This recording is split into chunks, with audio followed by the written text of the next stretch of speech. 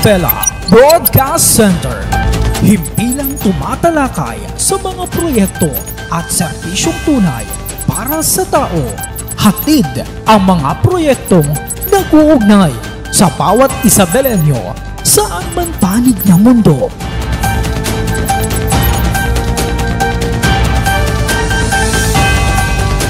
Isabela Broadcast Center, delivering in-depth, trustworthy, and objective news. Dito ka, konektado! Magandang hapon na Isabela, Lambag ng Cagayan, Luzon, Visayas, Mindanao. Saan mang panig ng mundo, muli sumasa inyo ang programang Isabela Connecta dito. At kasama niyo pa rin ang resident broadcaster ng pamahalang palalawigan ng Isabela, Ezekiel Kilam. Ngayong araw na ito patalakayin natin ang dalawang napakahalagang issue sa kalusugan na lubos na nakaka-apekto sa ating komunidad. Ang Mpox o ang kung tawagin natin ay monkeypox at ang rabies. Sa mga nagdaang buwan nga, ang Mpox ay naging isang malaking pag-aalala sa buong mundo at maging dito sa ating bansang Pilipinas. Hindi rin tayo ligtas sa bantay nito. Samantala, ang rabies naman ay patuloy na isang malaking problema lalo na sa mga lugar na may mataas na insidente ng mga asong gala. Kung ngayon natin mga Isabelenyo ay live sa ating Isabela Broadcast Center, makakasama natin ngayong hapon si Isabela Provincial Health Officer Dr. Nelson Pagilitan at Provincial Veterinary Officer Dr. Helen Sevilla na magbibigay sa atin ng mahalagang impormasyon at mga hakbang na ginagawa ng ating pamahalaang palalawigan ng Isabela upang masuko ang mga sakit na ito. So, pabatid muna natin sila, no? Dr. Helen, welcome sa Isabela Broadcast Center. Magandang hapon, Sir Ezekiel, at magandang hapon, Dr. Nelson. Okay. Dr. Nelson, welcome sa Isabela Broadcast Center. Magandang hapon, Ezekiel. Kay Dr. Magandang hapon at sa ating mga kapatidig, magandang hapon po sa ating lahat.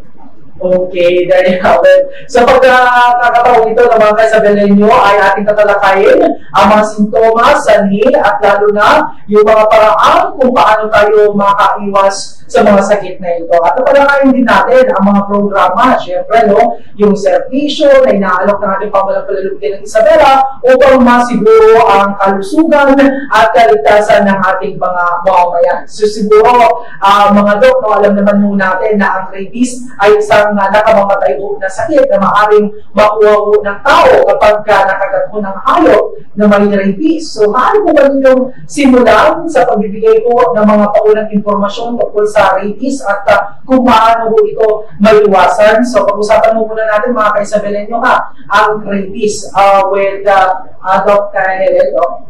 Muling magandang hapon, Sir Ezekiel.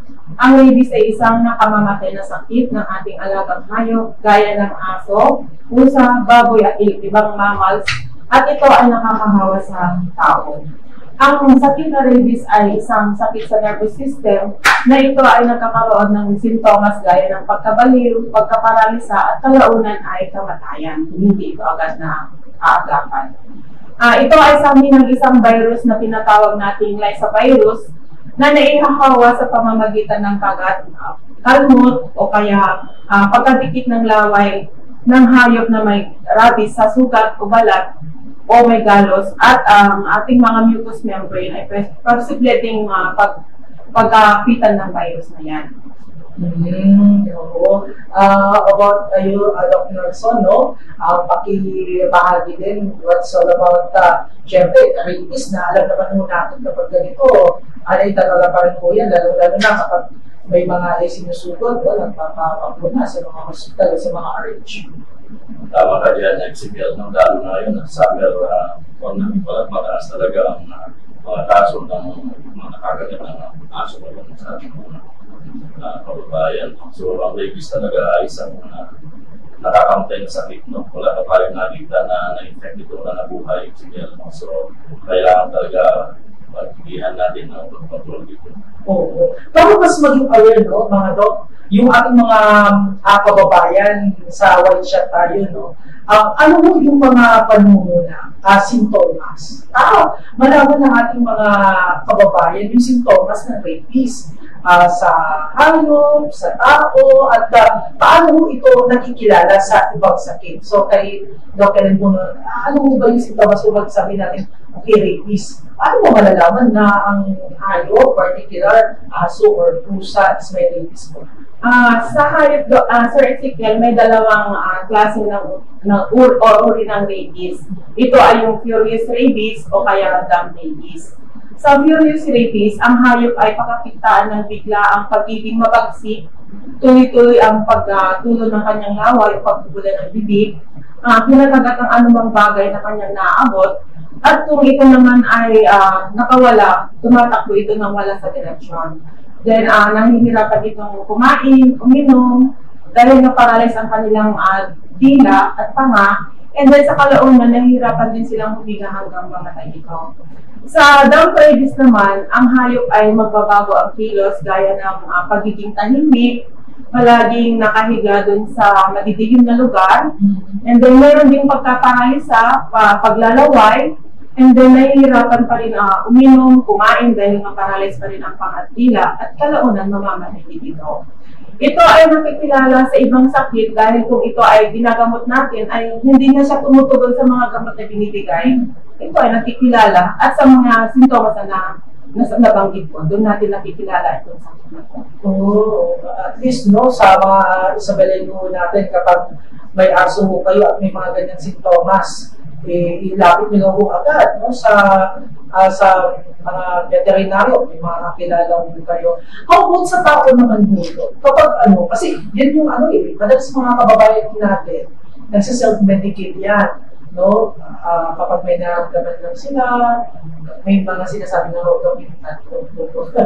so, kapag ba rabies, paano ba natin masasabi, confirm may rabies yung tao? Ang simptomas ito, para din sa hayop.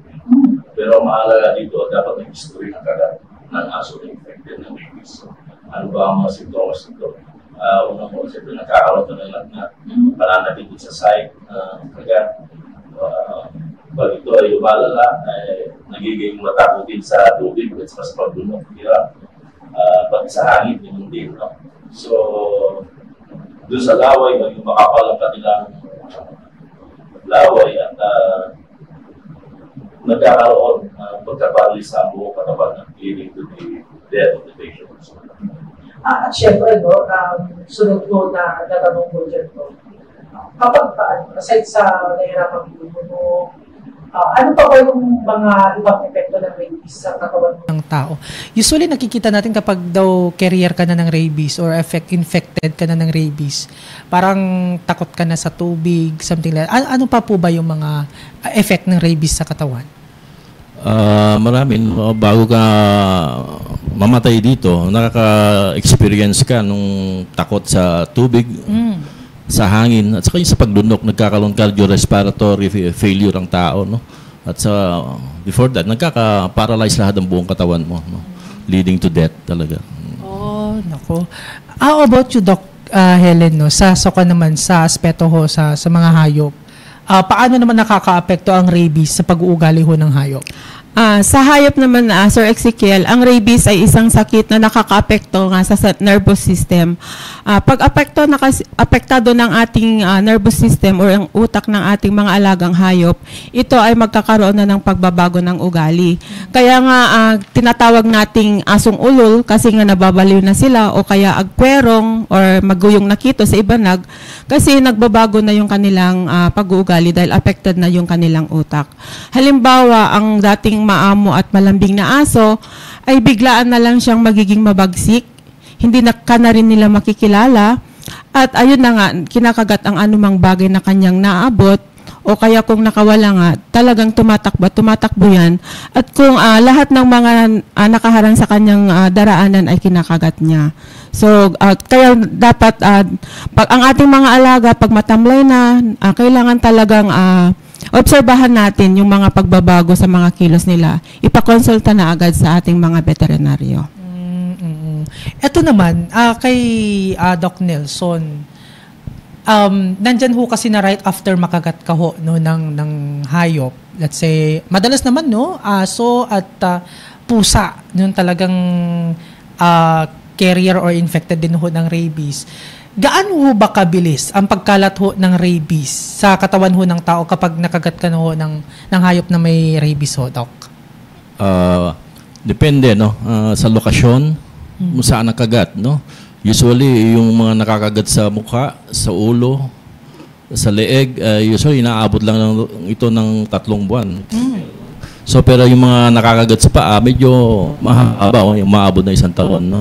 So, depende ito sa lalim ng sugat at saka yung volume ng virus na pumasok sa katawan mo. So, yun po, talagang matindi. Pag ito po ay maramihan, so madali mo po ma-acquire talaga yung May mga usually, ewan ko lumalabas ho ito, Doc, sa social media na bata pa lang nakagat pero nung nakapangasawa na saka lang umepekto. Possible po ba yun, Doc? Possible yun, no? Kasi siguro yung kagat niya nasa mababa at mahina yung pag-akyat sa taas sa utak natin. So, maaari pong mangyari yung ganun sitwasyon, Ezekiel. Okay. So, minsan din, kay Doc Helen, Doc naman, no? Nandyan kasi nagbabase sila sa aso, eh. Kapag hindi, alam ko, yung mga ka-Isabelenyo ho natin, dyan ho sila nagbe-base. Kapag takot sila magpa-inject ho ng anti-rabies, or kahit may tandok, takot din ho sila. Nagbabase ho kasi sila sa buhay ng aso. Kapag daw namatay yung aso, positive na may rabies yung aso. So, may rabies na rin, infected na rin ng rabies yung tao.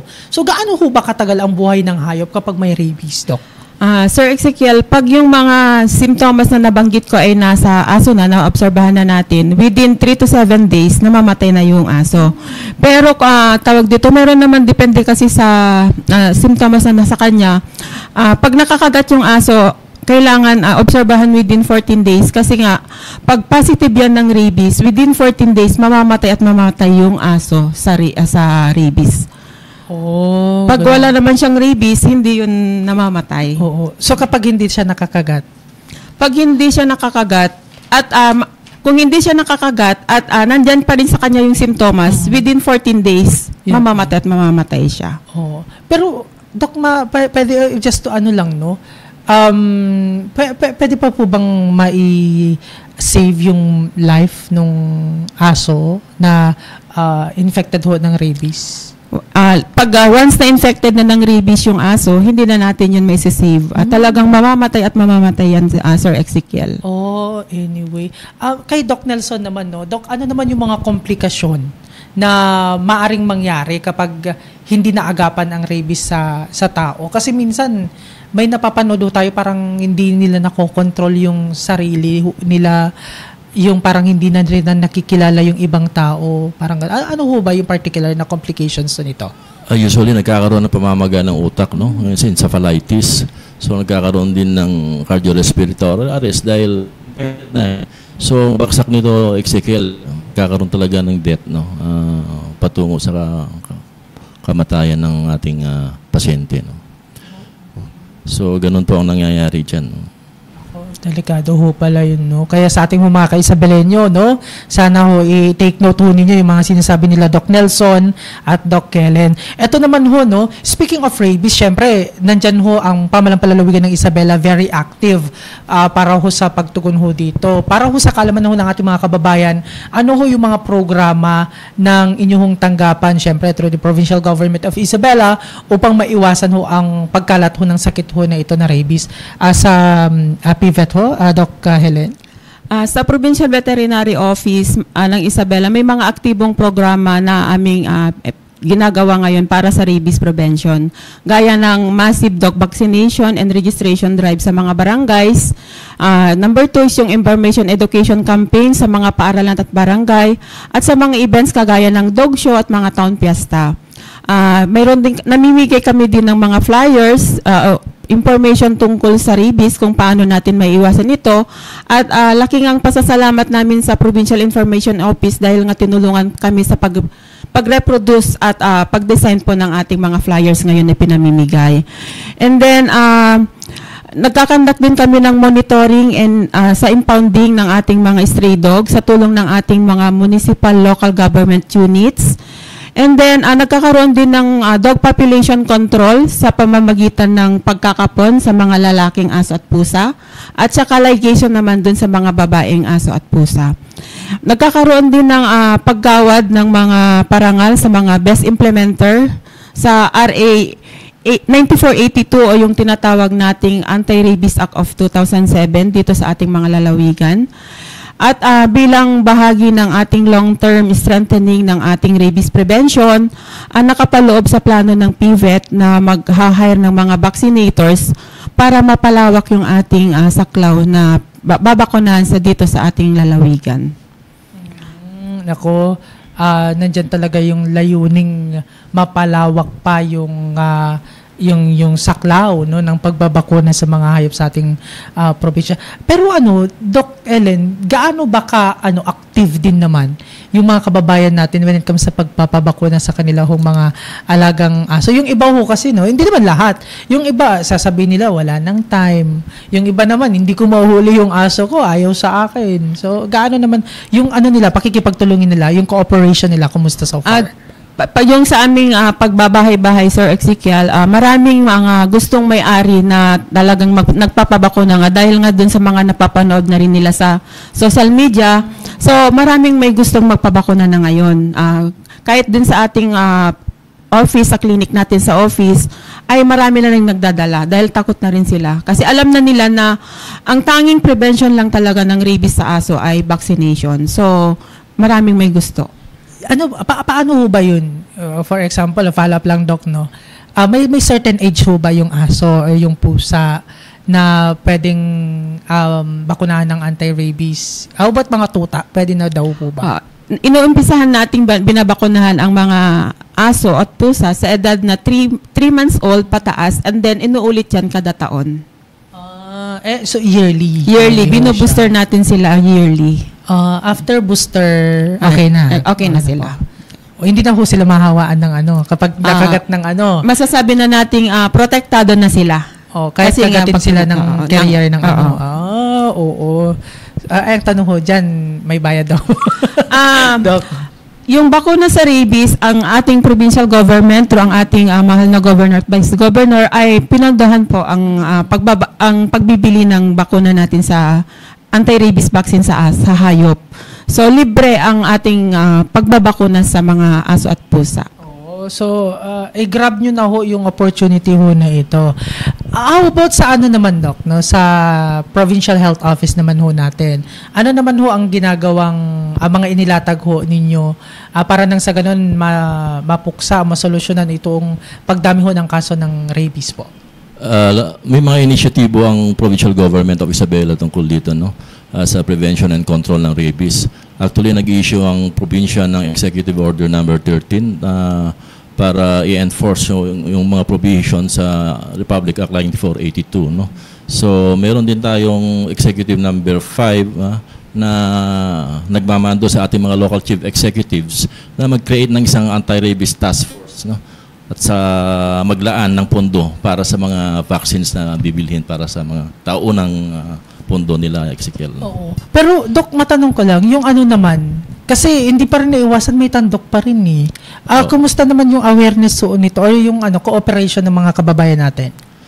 Actually, maraming nagpapabaguna, no? Almost dun sa datos natin sa taon na ito na 18,000, almost 18,000, no? Ang mga hindi nagpabakuna rito, almost 4% lang. No? So, malaki ang tiwala ng tao sa bakuna pagdating sa kagat ng aso. No? So, mabuti naman, at least, nape-prevent natin yung rabies sa ating mga kababayan para hindi lumala ito, Ezekiel. No? Dok, matanong ko pala, no, dagdag ko lang. Sa aso, usually, mahilig ding mangalmot yan, no, sa tao. Iba naman sa pusa. Kapag daw kalmot ng aso, possibly daw ho ba na talagang infected na ng rabies yung tao? Hindi naman. Pero para sa protection po natin, pag nakagat ka o nakalmot ka o nalawahin ka ng aso, kailangan na lang magbabaguna, no? Dalhin ka agad sa unang-una, linisin po ang sugat, magpunta po sa doktor para balunasan o mabigyan po ng kaukulang gamot para dito. No? At para na rin ho, no, sa kapanatagan sa inyong kaisipan. Baka mamaya hindi ho kayo makatulog, kakaisip. So, lumapit na ho kayo sa mga RHU, di ho ba, Doc? Sa mga sa mga animal treatment center, no? Marami na po nito sa lahat ng probinsya ng hospital ng probinsya ng Isabela. Meron po tayong animal bite treatment center, no? Kahit po sa mga RHUs natin, meron na rin po, no? Oh, okay. So, anyway, mga ka-Isabelaño, there you have it, yung usapin when it comes sa rabies. At pag-usapan naman ho natin, itong isa ho, ngayon, anyway, may mga false information pa rin nga ho, no, fake news na kumakalat sa social media regarding ho itong monkeypox or yung mpox kung tawagin ho natin. Although dito ho sa ating hong probinsya, Doc Nelson, wala pa naman hong naitatalang kaso, sana nga ho'y wala pa rin. Pakipaliwanag nga ho, Doc Nelson, what is all about mpox? Ano ho ba ito? Ano ba yung characteristic ho nitong mpox ho na ito? At paano ho ito nakakahawa sa tao? Ang mpox or monkeypox, kung po ito, dati na pong sakit ito, 1950s pa lang, meron na ito. Ano? Actually ngayon, sa buong mundo, may mga kaso na kasi, no? At dito sa Pilipinas, may 900 plus na kaso na. At nabuti dito sa ating probinsya at wala pa tayong naitatala o nako-confirm na kaso ng mpox, no? Layang mapapansin mo sa mga pasyente na sa mga butlik sa talampakan, sa palad, no? Siyempre, at saka yung kulani, kakaroon ng kulani, sagit sa ulo, sa kalamnan. Lahat po ito simptomas ng mpox, no? Na hindi rin naiiba sa ibang viral infection, no? So, talaga kailangan, ma-confirm talaga ito, Ezekiel, no? Alam ko naman, Doc, no, na talagang ang Provincial Government of Isabela nakatutok dyan. Pero particularly sa inyo, sa Provincial Health Office, Doc, ano ho yung mga ginagawang hakbang ho ng inyong tanggapan upang maiwasan ho talaga itong sakit ho nito? Yung tipong hindi makapasok sa ating probinsya. Ang Provincial Health Office patuloy po na nagsusurvey, no? Surveillance, saka nagkakaroon ng mga studies, nagkukuhan tayo sa ating mga health workers kung paano ito protektahan at sa dissemination sa ating mga RHUs, no? Pupunta po tayo sa mga kanayunan para po ma-explica kung ano ba itong mpox na kinatatakutan nila, no? Sa awa ng Diyos, hanggang ngayon wala pa naman tayo yung kasong naitatala. Yung palang transmission ho nun, paano ho ba, Doc? Usually kasi ito direct contact, no, sa mga taong naapektuhan nito. At saka yung mga gagamitan nila, siyempre pag nahawa ka dyan, maaari mong makuha yung sakit, no? So, kailangan talaga mag-ingat tayo, no? Dapat may distansya lagi tayo sa ating mga kinakausap. At huwag po tayong lilampas ng 5 minutes na kausap ng tao sa harap natin, no? Kailangan lagi maghugas ng kamay at disiplina sa sarili, no? Para hindi natin makuha ang sakit na ito, Ezekiel, no? Siyempre, yung ano pa rin, no? Dumistansya ng Doc, di ba? Yeah, so, importante. Wag masyadong madikit, no? Lalo na mainit ang panahon ngayon. Mahirap na. Anyway, so there you have it, mga ka-Isabelaño, no? Yung usapin kaugnay sa rabies and of course sa mpox. Hopefully ay marami ho kayong mga nalaman hong mga impormasyon, natutunan, kaugnay ho sa mga usapin hong ito. Bago ho tayo tuloy mamaalam, kunin mo muna natin mga mensahe ho ninyo, Doc Helen, sa atin hong mga viewers dito ho sa Isabela Broadcast Center. Maraming salamat po sa pagkakataong ito na maibahagi namin ang mahalagang impormasyon tungkol sa rabies. Nais po naming ipaalala sa lahat na ang rabies ay isang seryosong sakit na maaaring makamatay. Ngunit maaari naman itong maiwasan sa pamamagitan ng pagpapabakuna ng alagang hayop at pagiging responsible pet owner. Hinihikayat po namin ang bawat isa na ipabakuna ang kanilang mga alagang aso at pusa, sundin ang mga safety protocols, huwag ilumapit sa mga magtatandok, kaya nga kanina nung sinabi ni Doc Nelson, at kapag tayo ay nakagat ay huwag mag-atubiling humingi ng tulong sa mga eksperto kapag kinakailangan. Sa tulong po ng komunidad at mga ahensya ng gobyerno, sama-sama nating mapanatili ang Isabela na ligtas mula sa rabies. Lagi po nating tandaan, kalusugan po ng hayop, kalusugan po ng tao, magkasama po natin itong pangangalagaan. Muli, maraming salamat po sa inyong lahat at mabuhay tayong lahat. Okay, maraming salamat, Doc Helen. Doc Nelson, mensahe ninyo sa atin mga viewers. Sa ating mga kababayan, no, mag-ingat po tayo sa kagat ng aso. No?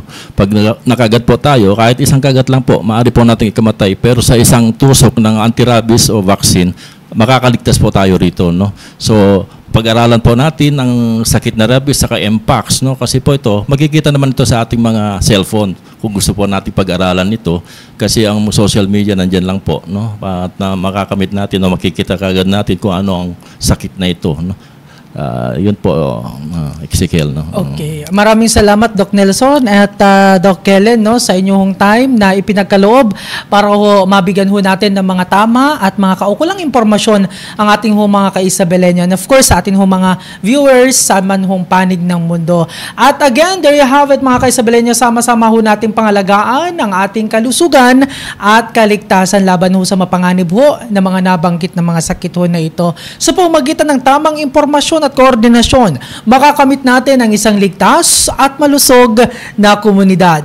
Maraming salamat sa lahat ng mga tumutok. Abangan muli ang susunod na episode tuwing Martes yan at Biyernes sa parehong oras at parehong programa. At huwag din kakalimutang i-like at i-follow ang ating Facebook page, Isabela PIO, nandyan sa inyong screen upang maiwasan ang fake news at manatiling updated sa mga mahalagang impormasyon.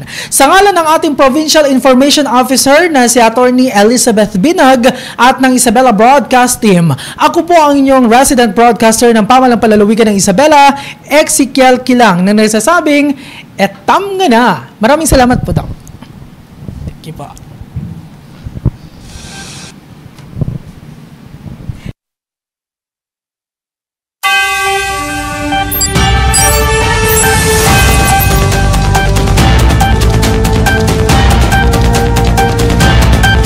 Isabela Broadcast Center, himpilang tumatalakay sa mga proyekto at serbisyong tunay para sa tao. Hatid ang mga proyektong nag-uugnay sa bawat Isabelenyo saan man panig ng mundo.